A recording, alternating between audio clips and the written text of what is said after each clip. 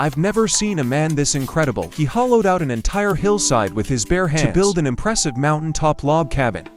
Not only did he install flooring throughout the interior, but he also equipped it with a modern water supply system and even achieved heating autonomy. This is simply the pinnacle of wilderness construction. Quick, grab your phone with about 60% battery. Place your right foot over your left, and let's enjoy this satisfying moment together.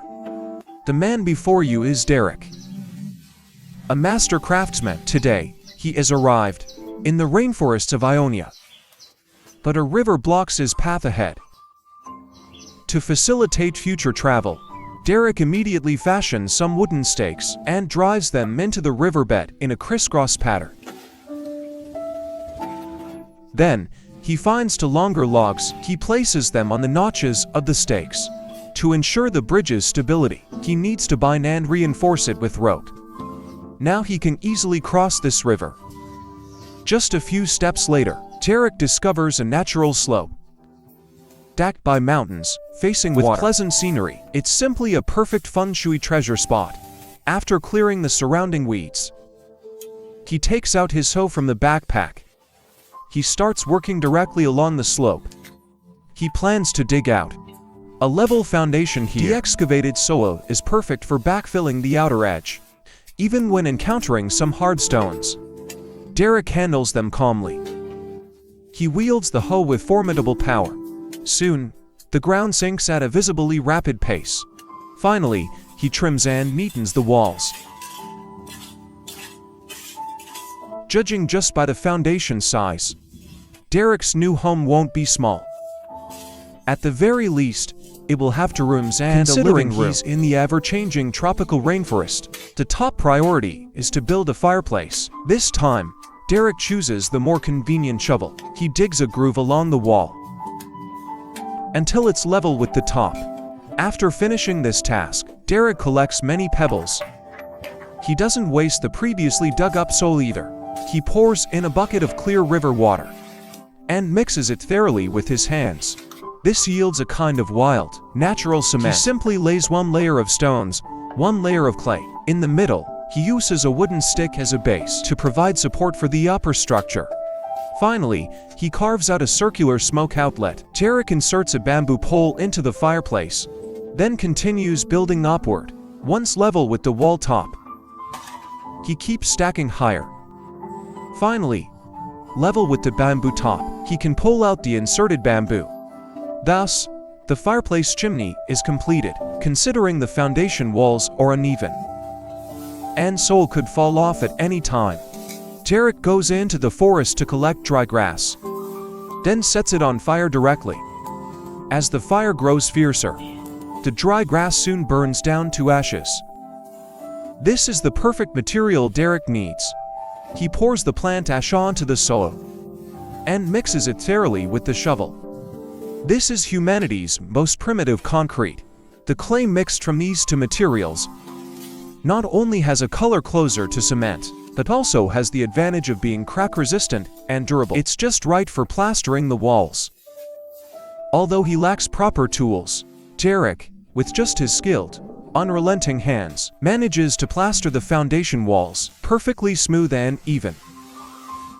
And judging by this plastering technique, if he hasn't worked on a construction site for years, I'd be utterly surprised. Without wasting time on rest, Derek immediately brings many logs, preparing to lay the foundation for his new home. But before formally processing the timber, Derek needs to assemble a carpentry bench. He carves a mortise into 1 log and shapes a tenon on another. Then, he simply joins the 2 perfectly, resulting in a simple makeshift workbench. Now, placing a log on it, whether scraping off bark or chopping it into squared timber, the whole process becomes much more convenient. A log, under the chopping of his formidable axe, quickly turns into several squared beams. This process is all about quick hands and a decisive mind. Any slight deviation, and the entire timber beam would be ruined. Derek then uses an ink marker to make guidelines, preparing to cut a groove into the timber. These grooves will later be used to build the walls. This step doesn't require complex skill. It's entirely a test of patience. Being a severe perfectionist, he assembles a carpenter's plane and smooths out all the rough splinters on the timber surface. After all, the timber is hand-chopped. It's inevitable for the surface to be uneven. The plain timber looks as smooth as if processed by a machine. He then carries the timber back beside his base. Now he can dig post holes in the ground. But before setting the posts, Derek sprinkles some plant ash into the holes. This step mainly prevents the posts from molding and rotting, thereby extending the cabin's lifespan. Next, Derek positions the horizontal beams onto the posts thanks to the pre-marked guides. Now he just needs to cut along the marks to perfectly join the connection points. But to be absolutely sure, Derek decides to secure them with wooden pegs. This way, even if an earthquake hits, he won't worry, because worrying wouldn't help anyway. For the roof, he chooses a triangular structure. This structure is not only simple to build, but also prevents rainwater from pooling on the roof. Derek then brings over purlins one by one and places them on the roof frame, although not a single metal nail is used. With the addition of wooden pegs, the entire cabin frame stands firm and unwavering. Now with his own dedicated sawmill, Derek can process planks whenever needed to move into his new home sooner. He doesn't stop even at night. Until the next morning, Derek is still giving the planks final touches. It must be said, youth brings boundless energy. Now he can carry the planks back into the new cabin. Judging by the quantity, it should be enough for the walls, thanks to the pre-cut grooves in the posts. Now he just needs to align and slot the planks in, gradually filling the walls upward. Although there were no blueprints, Derek had everything planned in his mind. As the most famous carpenter for miles around, if Derek claims he's number one, then let him say it. He even carefully crafted trim around the fireplace. As time passes, the walls are completely covered with planks. Derek then brings these bark-covered wood slabs, planning to use them as roof shingles. First, he carves a round hole by hand, then hammers in a wooden peg for fixing, and they must be laid overlapping, so rainwater won't find a way in. Moreover, these bark-covered slabs create a roof with a more rustic, old-world charm for indoor lighting and ventilation. Derek also left space for a skylight. Soon, it's time for the gable ends. Fortunately, his precise measurements of the planks result in practically zero error, allowing the gable sections to fit together seamlessly. As the last plank is fitted, Derek prepares to start making a skylight shutter. Please watch closely here. First, carve grooves into both ends of the timber pieces, then assemble them into a square frame to make the shutter open and close smoothly. Each plank needs a wooden pivot carved into it to allow free movement. Then place the planks overlapping in order and at the position corresponding to each pivot. Drill identically sized round holes. Next, insert the pivots into the side frames. Take a piece of string borrowed from his second aunt and thread it between each plank in sequence. Now, by pulling the string, you get a functional shutter. Did everyone learn how? Following the same method, he makes two shutters, one large and one small. One is installed on the front window, secured around the edges with wooden pegs. The string is left inside the cabin, allowing Derek to control its opening anytime, solving future ventilation issues. The other covers the skylight opening. This woodworking skill is absolutely top-notch. Derek then threads the string through the roof and fastens it to the indoor wall. The operation is incredibly smooth, considering the indoor floor is still just dirt. Derek certainly can't just make do, so he begins large-scale plank cutting, planning to craft wooden flooring entirely by hand. These planks need several days of air drying to evaporate the internal moisture while the floorboards are drying. Derek strolls along the riverbank to solve tonight's dinner problem. He casually gathers some bamboo. First, he cuts it into a certain number of bamboo tubes. Using bamboo strips, he weaves a few fish traps. He just needs to stuff the trap into a bamboo tube. Use earthworms as bait and place them in various spots along the river. The rest is just a matter of time. When he returns later, the planks have also dry. Derek immediately spreads clay on the ground and begins carefully laying the floorboards one by one. Throughout the entire laying process, Derek doesn't use a level at all. Yet the finished floor is remarkably even. This process is also very satisfying, especially for perfectionists. The final product looks like this. As night is falling, Derek lights a fire in the fireplace. He heads out nearby to forage, to see if he can find something to eat. Fortunately, he set traps earlier. They've caught a few large swamp eels. Looks like dinner is sorted for tonight.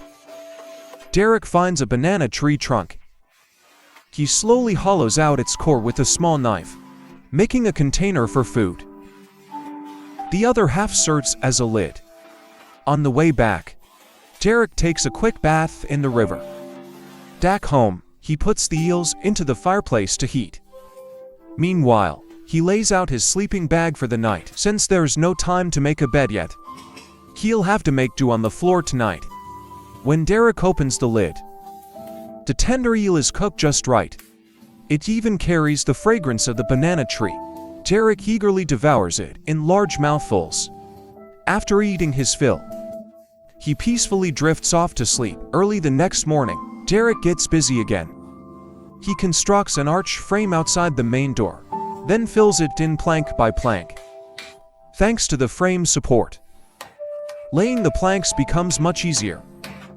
This fully enclosed porch is impervious even on rainy days, to prevent drafts from the top. He also needs to seal it with planks. The overall effect looks more integrated. To match the roof's appearance, Derek decides to cover the porch with the same planks. Don't underestimate this crafty fellow. He nails every single detail. Only then does the finished work look seamless. After sleeping on the floor last night, his lower back pain is more pronounced. Today, he's determined to make a single bed. As a disciple of Lu Ban stranded abroad, assembling a bed frame is a piece of cake for him.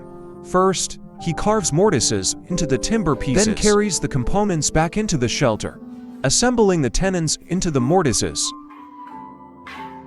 Yields a wooden bed frame. Finally, he lays a layer of planks on top. Judging by the bed's sturdiness, it could probably be passed down a generation. With some free time, Derek strolls in the forest again. Suddenly, he spots a pine tree. This type of pine is rich in resin inside. By gently scoring the trunk, resin will seep out. Place a container underneath, and you can collect enough resin. Later, it can be used to make candles. Coincidentally, his home lacks proper furniture. This dead tree root is the perfect choice. But digging it out will require some serious effort from Derek. The roots below are densely tangled. Derek not only has to dig soil, but also chop with a machete. After considerable effort, he finally unearths this giant. After an hour of dragging and rolling it, Derek finally brings it back to his new home. It's just right to serve as a solid wood table. In the city, this would easily cost a few thousand. Now, Derek starts making storage shelves. He brings over some branches and scrapes off their bark. Then, he drives a circle of stakes into the ground to make it easier to secure the branches. Thanks to the branches' good flexibility, even when bent into a circle, they don't break. Next, he assembles a wooden base.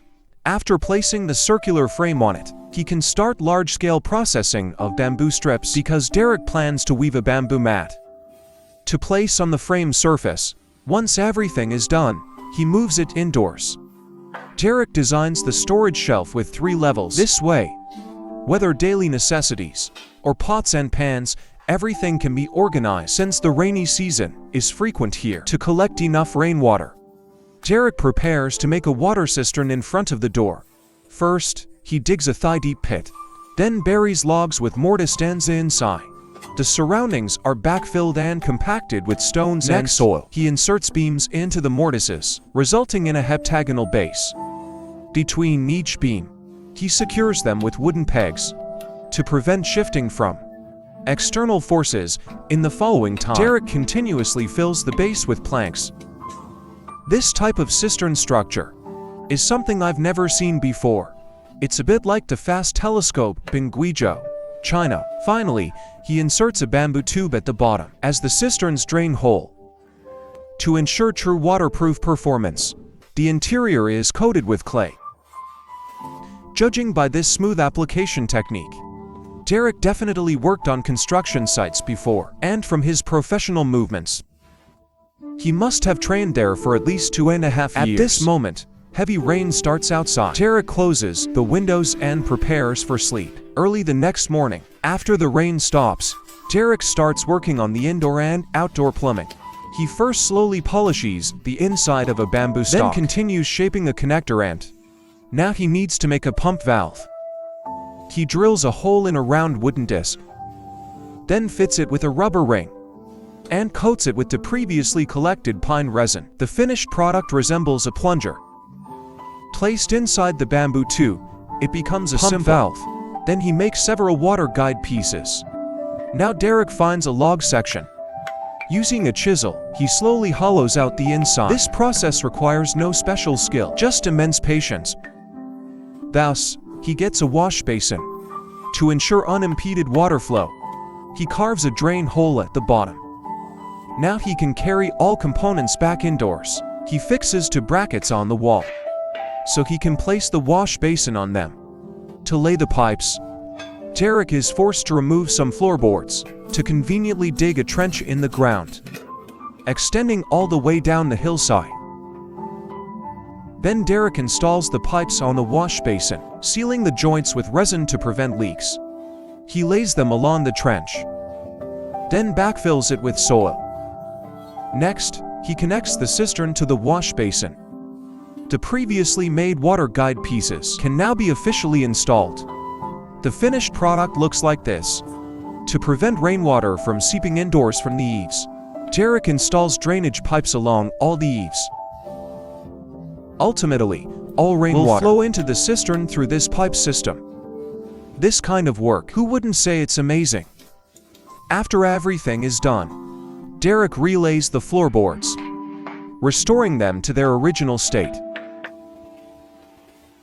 Considering the slope in front of the door is inconvenient, Derek continues with his incredible effort. Grasping the shovel, he starts digging. With his previous experience digging holes, building stairs is now cinch for him. Covering the sides with stones prevents surrounding soil from collapsing, since the interior has wooden flooring, to maintain a unified style. The stairs also need this type of flooring. After all, it doesn't cost money. To finish stairs aesthetic rises a whole level. Now, he lays wild grass turf in front of the door for comprehensive greening.